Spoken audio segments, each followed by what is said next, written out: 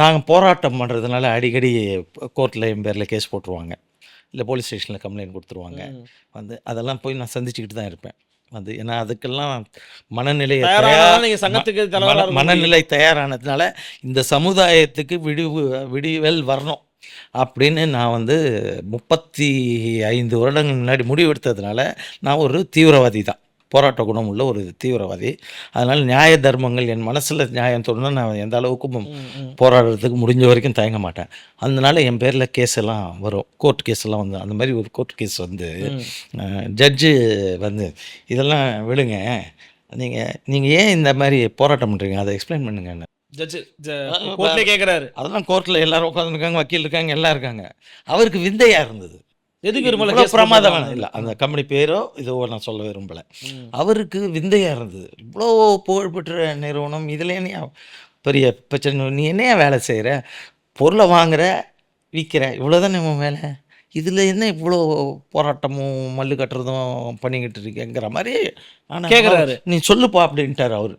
நீங்கள் எனக்கு அவகாசம் கொடுத்தா சொல்கிறேன்னு, ஏன்னா எனக்கு தெரியும் உங்களுக்கு சொல்கிறதுக்கு எனக்கு 20 நிமிஷம் பிடிச்சதுன்னா அவருக்கு எவ்வளோ நேரம் ஆகும்.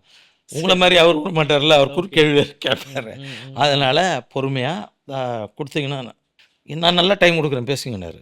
அவருக்கு எக்ஸ்பிளைன் பண்ணேன், எல்லாத்தையும் கேட்டார் குறுக்கேள்வி கேட்டார். ஆமாம் எல்லாத்தையும் கேட்டார், குறுக்கு கேள்வியும் கேட்டார். நீங்கள் சொல்கிறதுல நியாயம் இருக்குது, ஆனால் சட்டத்தில் உங்களுக்கு சாதகமாக ஜட்ஜ்மெண்ட் எழுதுறதுக்கு சரத்துகள் இல்லை, ஆர்டிகல்ஸ் வழி இல்லை. அதனால் மிஞ்சி போனால் என்னால் என்ன செய்ய முடியும்னா, என் மகனை உங்கள் தொழிலில் ஈடுபடாமல் பார்த்து கொள்ள முடியும்னு. ஓகே, சுவையாக இருக்கா, உண்மை கதை, சுவையான கதை. இதுதான் நிலைமை. இதை புரிய வைக்கிறதுக்குள்ள இது யாருக்கு புரியும்னா, கடைக்காரருக்கு புரியும். யார், பெட்டி கடைக்காரர் இல்லை, ஒரு ரொம்ப நாள் டிஸ்ட்ரிபியூட்டர்கள் அனைவருக்கும் இந்தியா முழுக்க இந்த வழி உண்டு. ஓகே, அவங்களுக்கு புரியும். அனைத்து நிறுவன பிரதிநிதிகளுக்கும், ஏரியா மேனேஜருக்கும், நிறுவனம் மொத்தத்துக்கும் புரியும் இது. ஏன்னால் இந்த சட்டம் இப்படி இருக்கிறதுனால அவங்க கொடுக்கவே விரும்பல ஒப்பந்தத்தை. அப்படி கொடுத்தா ஒருதலை பட்ச ஒப்பந்தமாக தான் கொடுக்குறாங்க. அதனால எந்த பிரயோஜனமும் கிடையாது. இல்லை.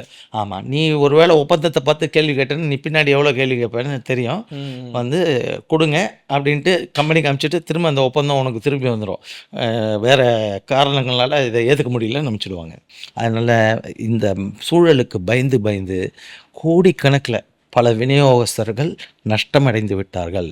சில உயிர்கள் கூட போயிருக்கு. அதுதான் என்னை இவ்வளோ பாதிச்சிருக்கு.